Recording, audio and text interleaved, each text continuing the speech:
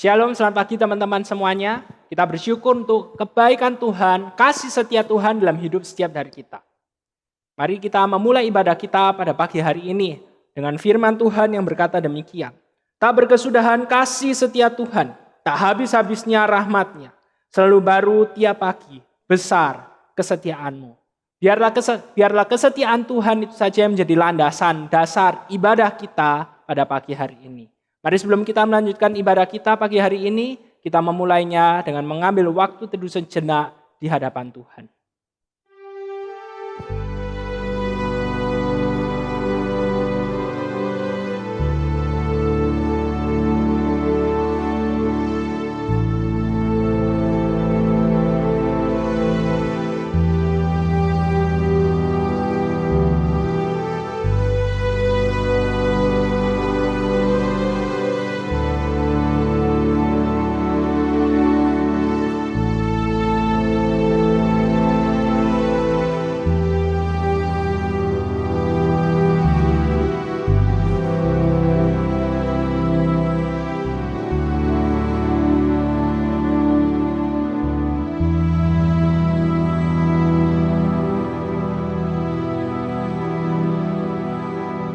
Ibadah kita pada pagi hari ini, kita mulai dalam nama Allah Bapa, Allah Putra, dan Allah Roh Kudus.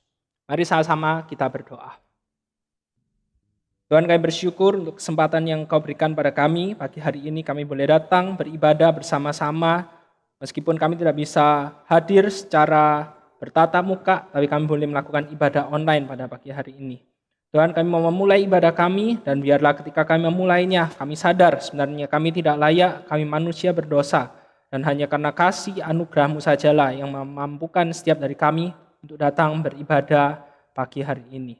Kami menyerahkan untuk ibadah kami dari awal, pertengahan, hingga akhirnya hanya ke dalam tangan-Mu saja. Hanya dalam nama Tuhan Yesus kami telah berdoa. Amin. Teman-teman, aku mengajak setiap dari kita untuk bangkit berdiri. Kita akan mengikrarkan pengakuan iman rasuli sebagai landasan untuk kita memulai ibadah kita pada pagi hari ini. Kita bangkit berdiri, kita mengakui pengakuan iman rasuli. Pengakuan iman rasuli. Aku percaya kepada Allah, Bapa yang Maha Kuasa, Khalik langit dan bumi, dan kepada Yesus Kristus, Anaknya yang tunggal Tuhan kita, yang dikandung dari Roh Kudus, lahir dari anak darah Maria, yang menderita sengsara di bawah pemerintahan Pontius Pilatus, disalibkan, mati dan kuburkan, turun ke dalam kerajaan maut. Pada hari yang ketiga, bangkit pula dari antara orang mati, naik ke surga, duduk di sebelah kanan Allah, Bapa yang Maha Kuasa, dan dari sana Ia akan datang untuk menghakimi orang yang hidup dan yang mati. Aku percaya kepada Roh Kudus, gereja yang kudus dan am, persekutuan orang kudus, pengampunan dosa, kebangkitan tubuh, dan hidup yang kekal. Amin. Teman-teman semua dipersilakan untuk duduk.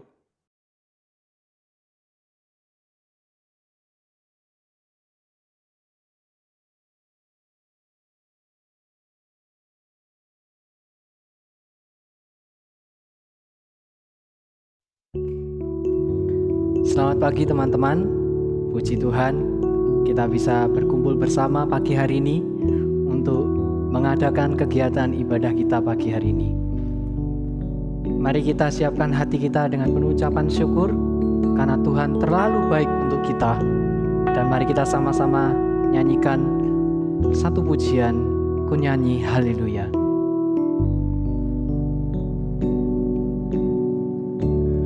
Bapakku datang menyembah-Mu di sini. Ku percayakan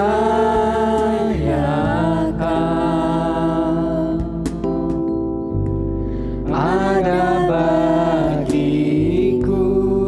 Kita kembali katakan Bapakku datang. Bapakku datang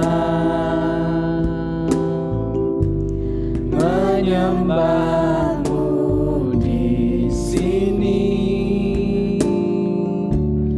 Ku percayakan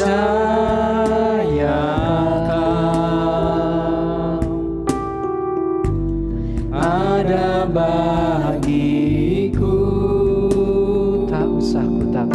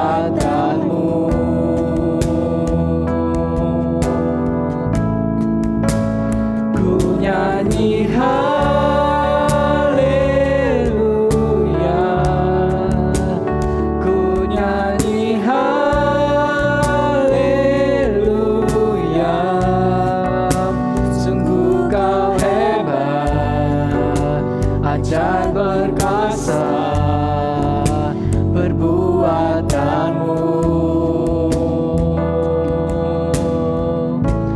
di hidupku.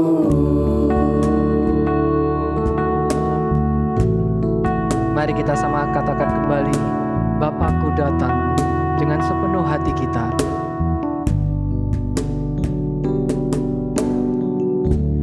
Bapakku datang menyembahmu di sini. Ku percaya Kau ada bagiku.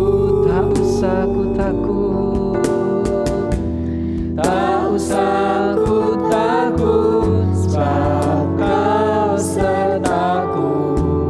Tak usah ku bimbang, Kau di dalamku. Tak usah ku cemas, Kau penghiburku. Saat ku lemah, Kau kuatku. Ku nyanyi haleluya,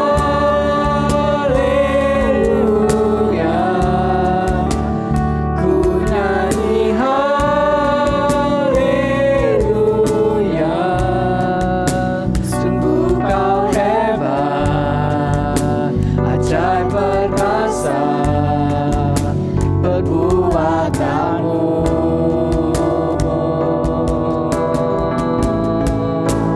Ku nyanyi haleluya, ku nyanyi haleluya.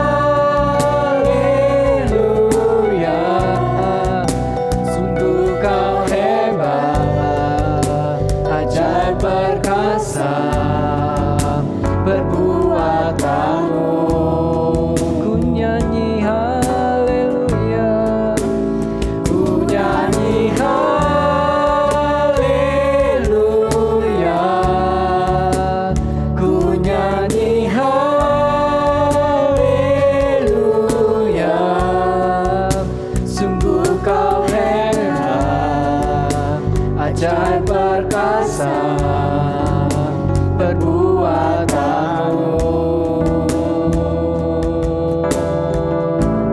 di hidupku.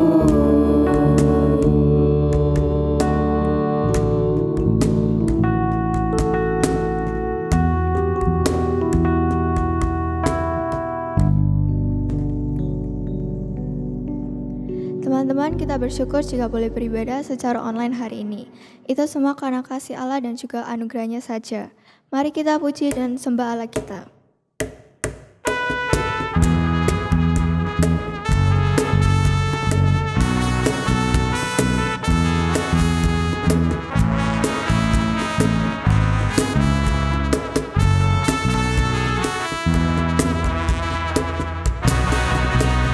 Bertemu dalam kasih-Nya, berkumpul dalam anugerah-Nya, beri sukacita semua di dalam rumah Tuhan. Bertemu dalam kasih-Nya, berkumpul dalam anugerah-Nya, bersukacita semua di dalam rumah Tuhan. Oh saudaraku dan saudariku, Tuhan cinta dan mengasihimu. Mari bersukacita semua di dalam rumah Tuhan. Bertemu dalam kasih-Nya, berkumpul dalam anugerah-Nya, bersukacita semua di dalam rumah Tuhan. Oh saudaraku dan saudariku, Tuhan cinta dan mengasihimu. Mari bersukacita semua di dalam rumah Tuhan. Oh saudaraku dan saudariku, Tuhan dengan cinta dan mengasihi-Mu. Mari bersuka cita semua di dalam rumah Tuhan. Mari bersuka cita semua. Mari bersuka cita semua. Mari bersuka cita semua di dalam rumah Tuhan. Teman-teman, harapan yang sejati dalam hidup ini hanya ada di dalam Yesus Kristus. Biarlah melalui firman Tuhan yang akan kita dengarkan membuat kita terus menaruh harapan hidup kita di dalam Yesus.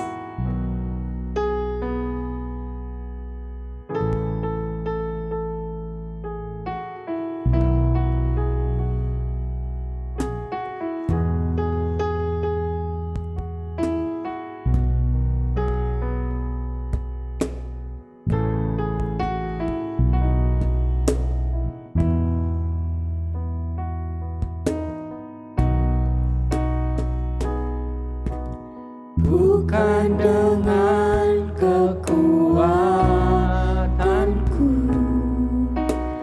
ku dapat jalani hidupku, tanpa Tuhan yang di sampingku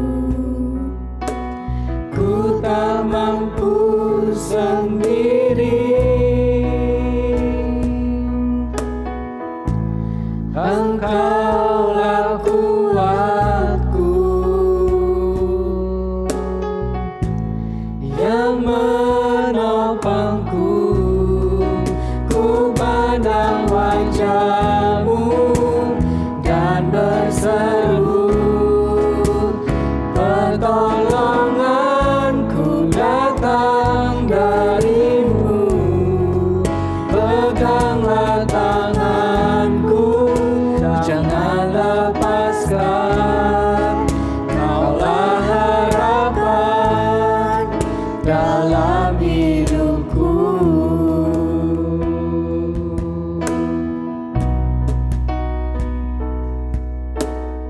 Bukan dengan kekuatanku ku dapat jalani hidupku,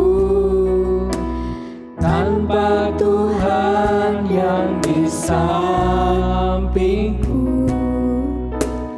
ku tak mampu sendiri. Engkaulah kuatku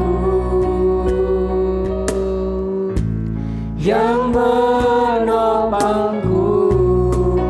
Ku pandang wajah-Mu dan berseru, pertolonganku datang dari-Mu.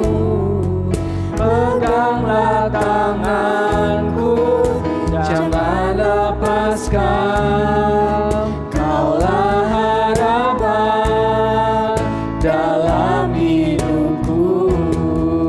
Ku pandang wajah-Mu dan berseru, pertolonganku datang dari-Mu. Peganglah tanganku, jangan lepaskan. Kaulah harapan dalam hidupku. Kaulah harapan dalam hidupku. Kaulah harapan dalam hidupku.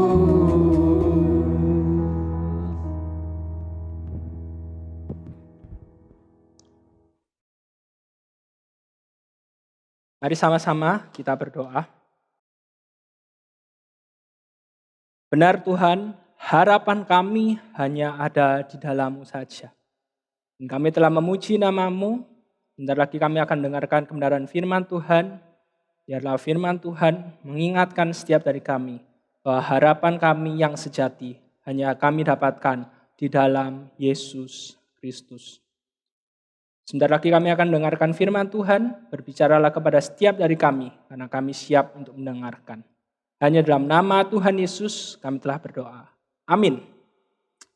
Oke, shalom, selamat pagi teman-teman semuanya. Koko mengajak setiap dari kita untuk membuka Alkitab kita yang terambil dari Daniel, pasalnya yang ke-6, ayat yang ke-11 sampai dengan ayatnya yang ke-12. Daniel pasalnya yang ke-6, ayat 11 sampai dengan 12.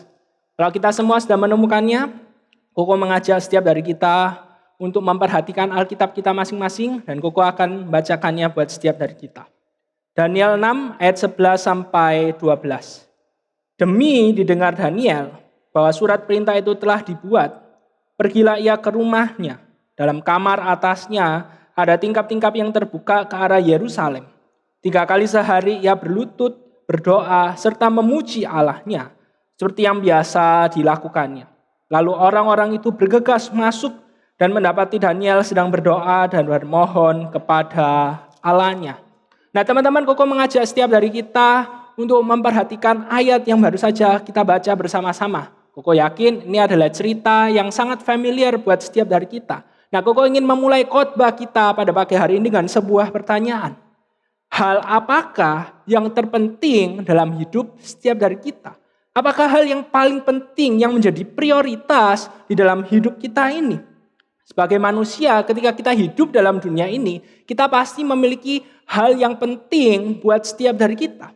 Hal tersebut bisa saja uang, bisa saja kenyamanan hidup, bisa juga rasa aman, ketenaran, dan juga hal-hal yang lainnya. Kita bisa melihat bagaimana ada orang-orang di dalam hidup ini, mereka bekerja mati-matian supaya bisa mendapatkan uang sebanyak-banyaknya.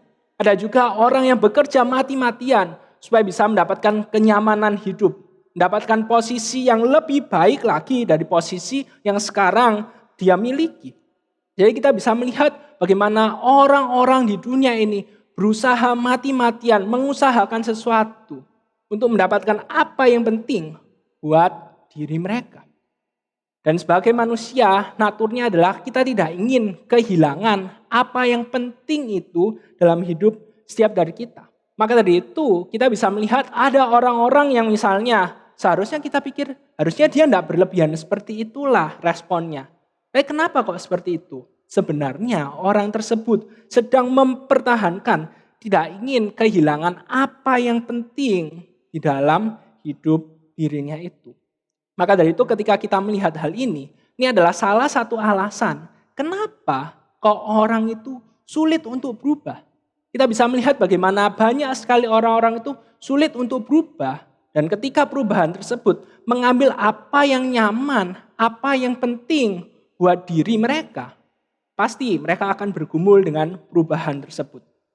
Koko kasih contoh yang paling gampang, yang paling sederhana, yang mungkin kita pasti juga mengalami hal tersebut. Buat Koko, ketika Koko melakukan aktivitas sehari-harinya Koko itu tidak boleh tidak tidur siang. Jadi harus ada tidur siangnya itu entah 1 jam, 2 jam. Kalau bisa 3 jam baik. Tapi 2 jam, kalau 1 jam 30 menit oke lah. Tapi paling enggak harus ada tidur siang. Supaya ketika berkegiatan, melakukan kegiatan pada malam harinya, Koko tidak ngantuk dan juga tidak gampang emosi. Nah, ketika Koko melakukan aktivitasnya Koko dan Koko tahu, waduh, kok ini aktivitasnya, kegiatannya ini bertabrakan sama jam tidur siangnya Koko. Koko pasti bergumul ketika harus mengubah kebiasaan yang sudah biasanya Koko lakukan itu. Nah, di sini kita bisa melihat bersama-sama bagaimana orang-orang itu tidak mudah untuk berubah. Karena memang perubahan artinya mereka harus kehilangan apa yang penting buat setiap dari mereka. Dan orang tersebut sulit untuk kehilangan apa yang penting ketika berada dalam kondisi yang terjepit. Karena kondisi yang terjepit itu akan mengungkapkan hal apa sih yang benar-benar penting buat setiap dari kita. Dan hal ini kita bisa lihat dalam kejadian yang dialami oleh Daniel. Kita tahu bersama-sama Daniel di Daniel pasal yang ke-6 ini itu adalah seorang yang sangat baik di dalam pekerjaannya. Raja Darius menyukai dirinya. Bahkan Raja Darius menginginkan supaya Daniel itu bisa mengepalai segala pemerintahannya pada waktu itu. Dan akhirnya hal ini membuat Daniel itu tidak disukai oleh teman-teman sekerjanya pada waktu itu. Teman-teman sekerjanya pada waktu itu iri kepada mereka. Iri kepada Daniel dan sehingga akhirnya Daniel itu dicari-cari kesalahannya. Apa ini ya yang salah supaya Daniel ini tuh bisa tidak disukai oleh Raja Darius. Tetapi hasilnya nihil. Dan di Daniel 6 ayat yang ke-6 dikatakan demikian. Maka berkatalah orang-orang itu, kita tidak akan mendapat suatu alasan dakwaan terhadap Daniel ini kecuali dalam hal ibadahnya kepada Allahnya. Setelah mereka hopeless, mereka tidak punya clue sama sekali kesalahan apa sih yang Daniel lakukan itu. Mereka tahu, satu aja yang bisa mereka jadikan alasan, yaitu dalam hal ibadahnya kepada Allahnya Daniel itu. Maka dari itu setelah mereka berkata demikian, mereka datang kepada Raja Darius dan meminta agar Raja Darius itu buat suatu peraturan bahwa dalam 30 hari tidak boleh ada seorang pun yang meminta kepada dewa yang mereka sembah kecuali kepada Raja Darius. Kalau mereka minta kepada dewa yang mereka sembah itu, mereka akan mendapatkan hukuman yang berat. Dan kita tahu bersama-sama hukumannya dimasukkan ke dalam gua singa. Nah teman-teman, pertanyaannya ketika kita melihat hal ini, apakah yang akan kita lakukan ketika kita menjadi Daniel? Apakah yang akan kita lakukan jika kita berada dalam posisinya Daniel? Aku mengajak setiap dari kita untuk membayangkan hal tersebut. Coba misalnya bayangkan kita jadi Daniel, kita pada waktu itu sudah berada dalam posisi yang nyaman, dalam pekerjaan kita, semuanya itu terjamin dalam hidup ini. Bisa dibilang pada waktu itu kita berada dalam puncak karir kita. Kemudian kita mendapatkan kabar, kalau misalnya kita tetap setia berdoa, misalnya kita tetap setia membaca firman Tuhan selama 30 hari ke depan, maka kita akan mendapatkan hukuman dan kita akan kehilangan segala kenyamanan tersebut. Kalau misalnya kita berada dalam posisi Daniel, kita bekerja dengan sangat baik, kemudian kita mendapatkan kabar tersebut, apakah yang akan kita lakukan? Nah sebelum menjawab, kita lihat dulu apa sih yang Daniel lakukan. Ini yang dikatakan di Daniel pasalnya yang ke-6 ayat yang ke-11. Demi didengar Daniel bahwa surat perintah itu telah dibuat, pergilah ia ke rumahnya. Dalam kamar atasnya ada tingkap-tingkap yang terbuka ke arah Yerusalem. 3 kali sehari ia berlutut, berdoa, serta memuji Allahnya. Seperti yang biasa dilakukannya. Nah teman-teman, ayat yang ke-11 ini menunjukkan dengan sangat jelas hal apa sih yang paling penting, hal apakah yang terpenting yang menjadi prioritas dalam hidup Daniel. Daniel bisa saja menunda waktunya untuk berdoa secara rutin. Daniel bisa saja bilang, ya oke lah, cuma waktu 30 hari aja, setelah itu bisa berdoa lagi. Kan peraturan dari Raja Darius seperti itu. Tapi di sini kita bisa melihat bagaimana Daniel tetap mengutamakan relasinya dengan Tuhan di atas hal-hal yang lainnya. Ia mengusahakan sebuah relasi yang intim dengan Tuhan. Meskipun pada waktu itu ia berada dalam ancaman hukuman. Tetapi ia tahu apa yang harus ia utamakan dalam hidupnya. Ia tetap melakukan apa yang menjadi kehendak Tuhan bagi dirinya. Bagi Daniel, relasi yang intim dengan Tuhan itu tidak dapat digantikan dengan hal-hal yang lainnya. Termasuk jabatan yang tinggi sekalipun. Itu tidak dapat menggantikan relasinya yang intim. Hubungannya yang dekat dengan Tuhan. Teman-teman, ketika kita melihat hal ini, maka pertanyaannya adalah apa sih rahasianya? Supaya Daniel itu bisa mengutamakan relasi yang intim dengan Tuhan di tengah kondisi yang tidak ideal sama sekali. Di tengah kondisi yang sangat mencekam, yang sangat menakutkan pada waktu itu. Atau pertanyaan lainnya adalah apa sih yang membuat setiap dari kita sebagai anak Tuhan seringkali kita itu gagal untuk mengutamakan relasi yang intim dengan Tuhan dalam hidup setiap dari kita. Nah hari ini kita akan belajar ada 2 hal. Kenapa kok dalam hidup ini itu kita sulit untuk mengutamakan relasi dengan Tuhan. Relasi yang intim, yang dekat dengan Tuhan. Alasan yang pertama adalah karena kita hidup di dalam dunia ini, kita terbiasa dengan pola relasi kerja.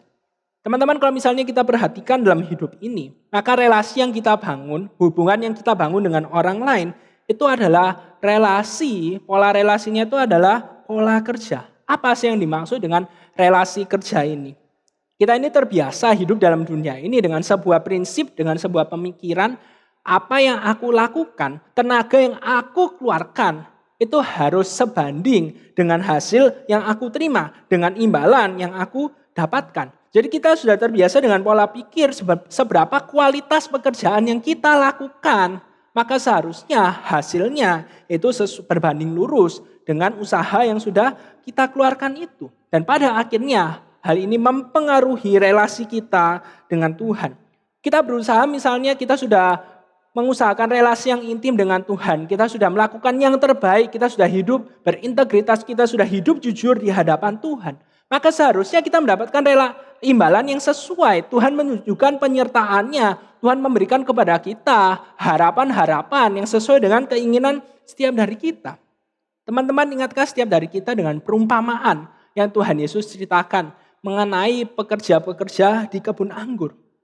Di sana diceritakan bagaimana ada seorang tuan yang pada pagi hari pukul 6 keluar pergi ke pasar. Kemudian lihat ada orang yang nganggur. Tanya, loh kamu kok enggak kerja? Ya enggak ada yang mempekerjakan kami. Ya sudah ayo datang. Datang ke kebunku, kerja di kebunku. Nanti aku akan kasih bayaran sesuai dengan upahmu sehari seberapa. Waktu itu upah sehari adalah 1 dinar. Akhirnya setelah itu tuannya kembali, jam 9 keluar lagi tuannya ke pasar. Lihat, loh ada orang yang belum kerja, ditanya juga. Kenapa kok kamu enggak kerja?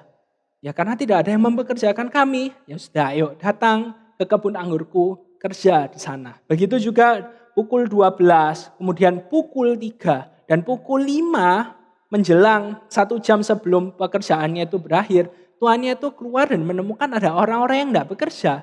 Dan akhirnya orang-orang yang enggak bekerja itu, ayo dah kerja di kebun anggurku. Aku akan membayar, kamu akan mendapatkan bayaran yang sepantasnya. Semuanya selesai pukul 6, semuanya selesai bekerja, waktunya tuan untuk membayarnya. Sang tuan itu membayar dan semuanya mendapatkan harga yang sama. 1 dinar, mendapatkan bayaran yang sama. Upah sehari, pekerja sehari 1 dinar pada waktu itu. Nah ketika mereka melihat semuanya itu, ini yang dikatakan oleh pekerja, orang yang bekerja dari jam 6 pagi. Ketika mereka menerimanya, mereka bersungut-sungut kepada Tuhan itu. Katanya, mereka yang masuk terakhir ini hanya bekerja 1 jam. Dan engkau menyamakan mereka dengan kami yang sehari suntuk, bekerja berat, dan menanggung panas terik matahari. Teman-teman, di sini kita bisa melihat bagaimana kita terbiasa dengan yang namanya relasi kerja.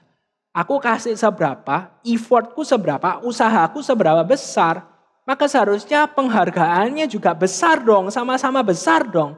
Dan ini akhirnya kita tidak bisa mengutamakan relasi yang intim dengan Tuhan. Padahal kalau misalnya kita lihat dalam kebenaran firman Tuhan, Alkitab itu mengajarkan bukan pola kerja. Relasi kita sebagai seorang anak Tuhan itu bukan relasi kerja, tapi pola anugerah, relasi anugerah. Apa itu relasi anugerah? Relasi anugerah itu adalah kesadaran bahwa apa yang kita dapatkan di dalam Tuhan itu bukan karena kita pantas mendapatkannya. Sebenarnya kita tidak pantas untuk mendapatkannya, tapi Allah memberikannya kepada setiap dari kita. Karena sifat Allah yang maha kasih. Dan di dalam kitab Daniel kita bisa melihat bersama-sama bagaimana relasi anugerah ini itu terus-menerus diingatkan. Daniel pasal yang pertama, pasal yang kedua, pasal yang ketiga, 4, 5, dan juga 6. Dan yang paling kelihatan itu di Daniel pasal yang ketiga. Daniel pasal yang ketiga di sana diceritakan bagaimana Raja Nebukadnezar pada waktu itu membangun sebuah patung yang sangat besar dan memerintahkan kalau orang-orang di wilayahnya itu mendengarkan bunyi-bunyian suara musik, maka mereka harus berhenti dari pekerjaannya dan mereka harus menyembah ke arah patung buatannya itu. Nah pada waktu itu Sadrak, Mesak, dan Abednego tidak melakukannya. Dan ada orang yang melaporkannya kepada Raja Nebukadnezar. Kemudian Raja Nebukadnezar memanggil Sadrak, Mesak, dan Abednego dan memberikan 1 kali kesempatan lagi buat mereka. Tapi ketika diberikan kesempatan itu, ini yang dikatakan oleh Sadrak, Mesak, dan Abednego. Jika Allah kami yang kami puja sanggup melepaskan kami, maka ia akan melepaskan kami dari perapian yang menyala-nyala itu dan dari dalam tanganmu ya Raja. Tapi seandainya tidak, hendaklah Tuanku mengetahui ya Raja, bahwa kami tidak akan memuja dewa Tuanku. dan tidak akan menyembah patung emas yang Tuanku dirikan itu. Teman-teman, di sini kita bisa melihat bersama-sama bagaimana ini adalah jawaban yang memahami relasi anugerah di dalam Tuhan. Tidak ada tuntutan sama sekali. Sadrak, Mesak, dan Abednego tidak menuntut Tuhan. Tuhan, kami telah setia. Kami tidak menyembah patung. Maka dari itu engkau harus menyelamatkan kami. Tidak ada jawaban seperti itu. Kalau kita melihat Daniel 3 ayat 17-18. Kita bisa melihat bagaimana jawabannya adalah kami percaya Tuhan mampu menyelamatkan kami. Karena tidak ada yang tidak bisa dilakukan oleh Allah. Tapi kalau misalnya Tuhan tidak menyelamatkan kami, maka ada rencana yang lebih baik yang Tuhan sudah sediakan buat setiap dari kami. Teman-teman, ketika kita belajar untuk menghidupi relasi anugerah dalam hidup setiap dari kita sebagai seorang anak Tuhan, maka kita akan melihat bahwa keintiman dengan Tuhan itu bukanlah sarana supaya kita bisa mendapatkan apa yang kita inginkan, apa yang kita harapkan dalam hidup setiap dari kita. Ketika kita menghidupi relasi anugerah dalam hidup setiap dari kita akan melihat bahwa keintiman dengan Tuhan itu kita perlukan. Karena Allah adalah pencipta, Allah adalah penebus hidup setiap dari kita. Menyelamatkan hidup setiap dari kita. Maka dari itu kita perlu memiliki hidup yang dekat, hidup yang intim dengan Allah. Teman-teman, kita perlu ingat bahwa we are saved by grace. Kita diselamatkan oleh anugerah Tuhan. Tetapi we live by grace too. Kita hidup di dalam anugerah juga. Ini perlu kita pahami bersama-sama. Kita bukan hanya diselamatkan oleh anugerah Tuhan. Tapi ketika kita hidup sebagai seorang anak Tuhan, kita juga hidup dalam anugerah Tuhan. Dan ketika kita memahami hal ini dengan sungguh-sungguh, maka kita tidak akan menuntut Tuhan untuk selalu harus memenuhi segala keinginan dan harapan hidup setiap dari kita. Seringkali sebagai seorang anak Tuhan, kita ini tuh tahu, kita ini diselamatkan oleh anugerah. Tapi ketika kita hidup sebagai seorang anak Tuhan, relasi yang kita bangun dengan Tuhan itu adalah relasi kerja. Kalau aku sudah setia sama Tuhan, kalau aku sudah jujur, aku sudah berhidup berintegritas, aku sudah memberikan yang terbaik kepada Tuhan, maka seharusnya Tuhan balas dong. Tuhan kasih imbalan yang sesuai, yang setimpal dengan usaha-usaha yang sudah aku lakukan ini. Kita merasa pantas untuk mendapatkan hal tersebut. Sehingga akhirnya ketika kita tidak mendapatkan hal yang kita inginkan, ketika kita tidak mendapatkan hal yang kita harapkan itu, kita marah sama Tuhan.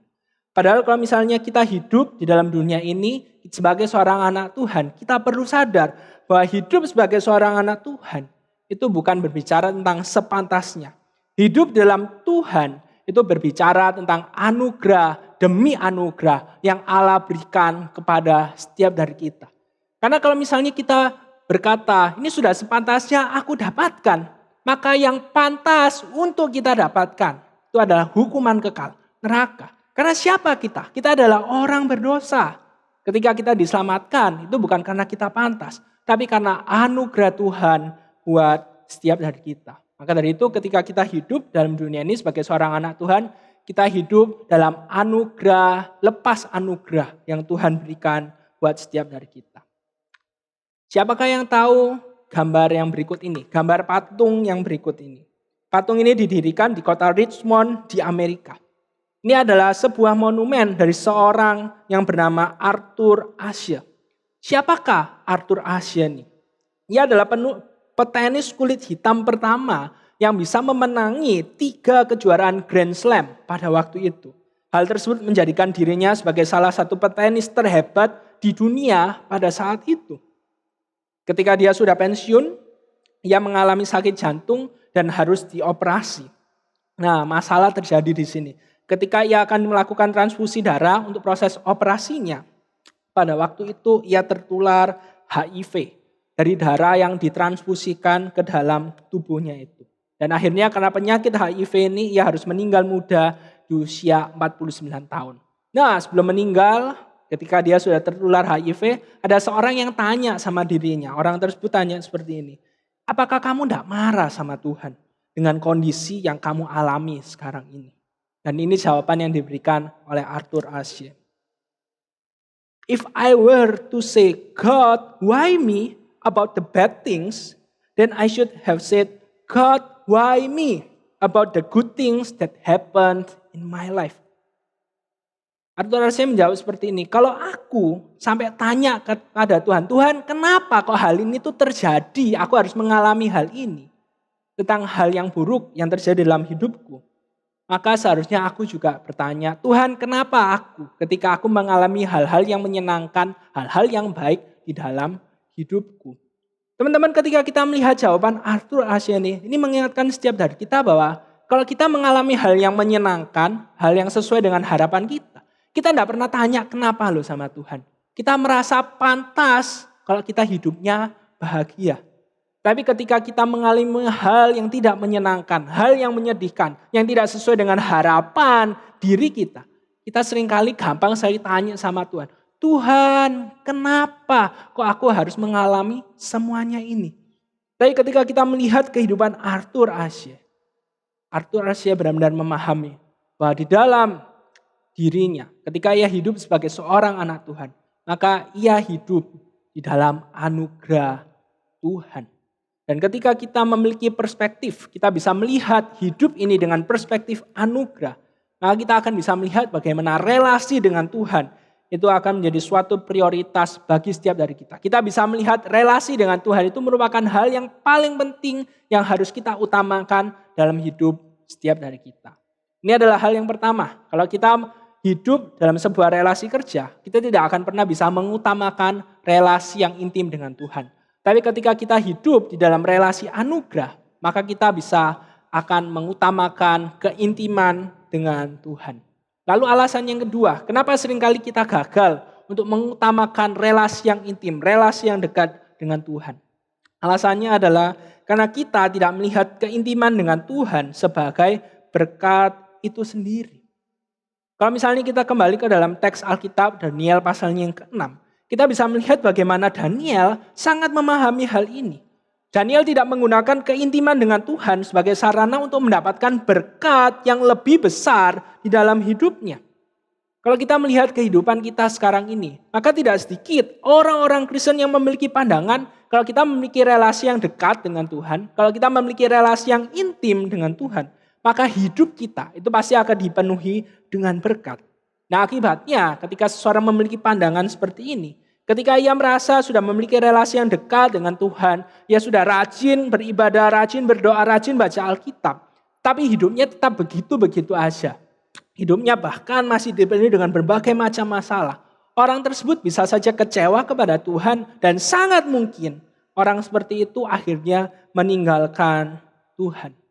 Tapi kok ingin ngomong, kasih tahu buat setiap dari kita. Orang-orang yang seperti itu, sebenarnya mereka tidak pernah mengutamakan yang namanya relasi yang intim dengan Tuhan. Karena buat setiap dari mereka, yang paling penting itu adalah berkatnya. Bukan sumber berkatnya. Bukan memiliki relasi yang intim dengan sumber pemberi berkat dalam hidupnya. Tetapi mereka mengutamakan, mereka mengejar berkatnya itu. Dan orang-orang seperti ini, kok kasih tahu. Sebenarnya mereka tidak pernah memiliki relasi yang intim dengan Tuhan. Kenapa demikian? Karena tanda orang yang semakin intim dengan Tuhan itu adalah ia akan semakin mengejar Tuhan dan tidak mau hidup jauh dari Tuhan. Kok ulangi sekali lagi, tanda orang yang semakin intim dengan Tuhan adalah ia akan semakin mengejar Tuhan dan tidak mau hidup jauh dari Tuhan. Dan inilah yang terjadi dalam kehidupan Daniel di pasalnya yang ke-6 ini. Meskipun ia diancam dengan sebuah hukuman akan dimasukkan ke dalam gua singa, tetapi ia tetap memilih mengutamakan keintimannya dengan Allah di atas segala hal-hal yang lainnya. Padahal kalau kita melihat kehidupannya pada waktu itu, ada banyak sekali alasan di mana Daniel itu bisa meninggalkan Tuhan. Ia dibuang, ia menjadi bangsa orang-orang buangan, ia sudah hidup benar di hadapan Tuhan, tapi masih aja ada orang-orang yang memusuhi dirinya. Dan sekarang dia harus kehilangan posisi pekerjaannya yang penting dan terhormat pada waktu itu. Tapi kita bisa melihat bagaimana yang pertama Daniel memiliki relasi anugerah, memahami relasi anugerah di dalam Tuhan. Dan yang kedua, Daniel tahu bahwa relasi yang intim dengan Tuhan itu adalah berkat itu sendiri. Maka dari itu Daniel tidak akan meninggalkan apa yang menjadi berkat utama di dalam hidupnya pada waktu itu. Dan kalau misalnya kita melihat ke dalam kebenaran firman Tuhan, maka kita bisa melihat kita sebagai manusia, kita ini tuh diciptakan menurut gambar dan rupa Allah. Apa artinya kita diciptakan menurut gambar dan rupa Allah? Artinya kita bisa berelasi dengan Allah. Dan inilah yang membedakan hidup kita sebagai manusia dengan ciptaan-ciptaan yang lainnya. Binatang, tumbuhan, dan yang lainnya itu tidak bisa berelasi dengan Tuhan. Tapi kita sebagai gambar dan rupa Allah, kita memiliki kemampuan itu, kapasitas itu untuk berelasi dengan Allah. Tetapi ketika dosa masuk, ketika manusia jatuh ke dalam dosa, ini yang terjadi. Gambar dan rupa Allah itu rusak. Kemudian kita tidak bisa berelasi dengan Allah. Itu yang terjadi. Gambar dan rupa diri Allah itu rusak, kita tidak bisa berelasi dengan Allah. Jadi dosa itu membuat setiap dari kita tidak bisa berelasi dengan Allah. Maka dari itu Kristus datang. Kristus menebus setiap dari kita, Kristus menyelamatkan hidup kita. Sehingga akhirnya gambar dan rupa Allah itu dipulihkan sehingga akhirnya kita bisa berelasi dengan Allah kembali. Bukan karena siapa kita, tapi karena Kristus yang menjadi pengantara hidup kita. Sehingga akhirnya kita bisa berelasi dengan Allah. Maka dari itu teman-teman, ketika kita melihat hal ini, pertanyaannya, setelah kita diselamatkan oleh Allah, sudahkah kita memiliki hidup relasi yang intim, yang dekat dengan Tuhan? Kau ingin menutup khotbah pada pagi hari ini dengan sebuah cerita. Jadi ada seorang papa dengan anaknya suatu sore pergi keluar rumah, kemudian main layang-layang.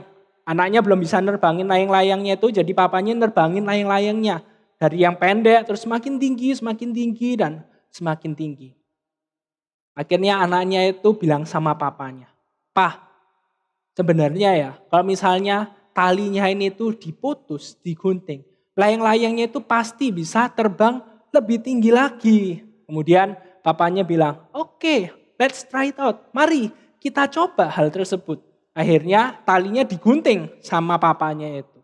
Pertamanya anaknya lihat, "Loh, bener kan Pak? Bener kan Pak? Layang-layangnya semakin tinggi. Tapi tidak lama setelah itu, layang-layang itu semakin turun, dan akhirnya tergeletak di atas tanah.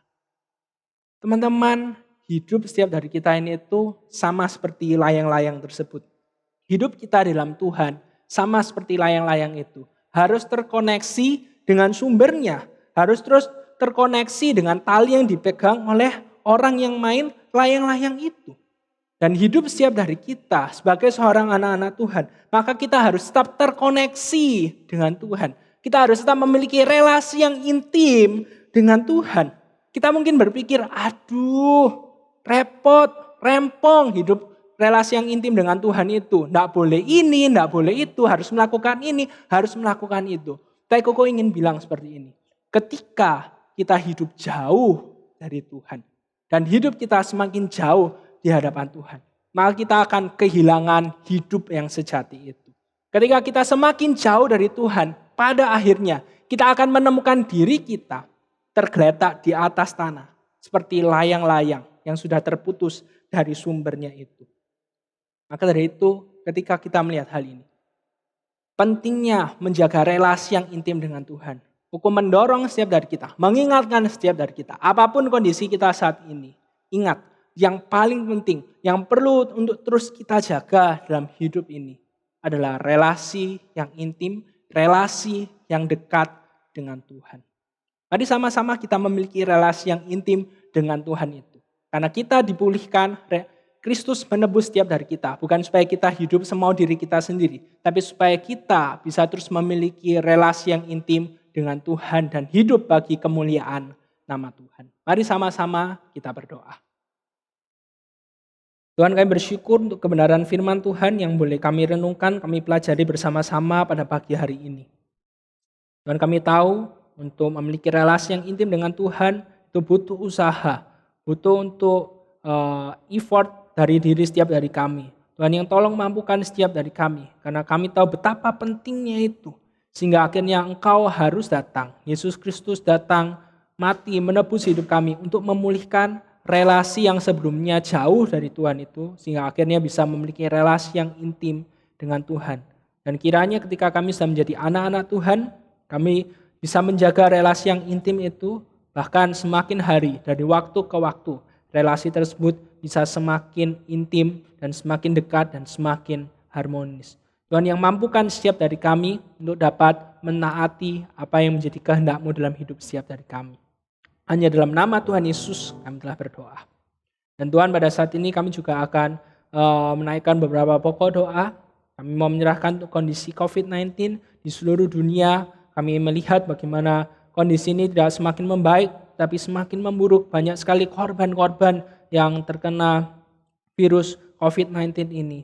Tuhan, kami mau menyerahkan kondisi ini ke dalam tangan-Mu. Ketika kami melihat kondisi ini, kami melihat betapa lemahnya kami, betapa terbatasnya kami sebagai manusia. Uang, kekayaan, kekuasaan yang kami miliki tidak bisa mengalahkan penyebaran virus COVID-19 ini. Dan kami hanya bisa berharap kepada-Mu saja. Dan kami juga mau berdoa menyerahkan untuk studi dari anak-anak remaja di GKA Lyon. Dalam kondisi pandemi seperti ini, bukanlah hal yang mudah untuk dapat melaksanakan pendidikan, pembelajaran, proses pembelajaran dengan ideal. Tapi Tuhan yang tolong buat anak-anak remaja di GKA Lyon bisa tetap bersungguh-sungguh dalam menjalani proses pembelajaran yang mereka lakukan, dan juga setiap guru dosen yang mengajar bisa tetap memberikan yang terbaik dalam proses pembelajaran yang terjadi. Tuhan, inilah doa-doa kami menyerahkan semuanya hanya ke dalam tangan-Mu saja. Hanya dalam nama Tuhan Yesus kami telah berdoa. Amin. Mari sama-sama kita bangkit berdiri, kita mengakhiri ibadah kita pagi hari ini dengan menaikkan doksologi.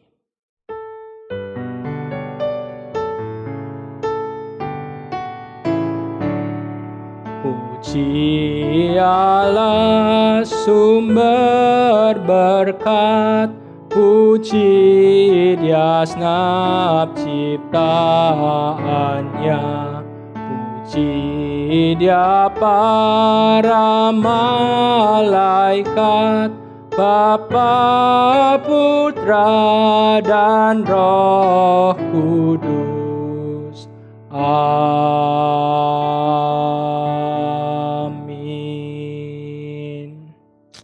Mari sama-sama kita satukan hati kita dan terimalah berkat Tuhan.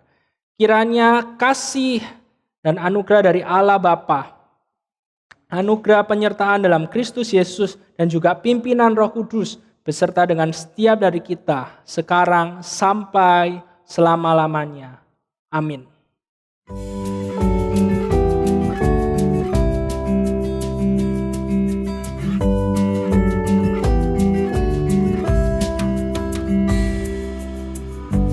Tuhanlah kekuatan dan mazmurku, Dia gunung batu dan keselamatanku. Hanya padamu hatiku percaya, Kaulah menara dan kota perlindungan.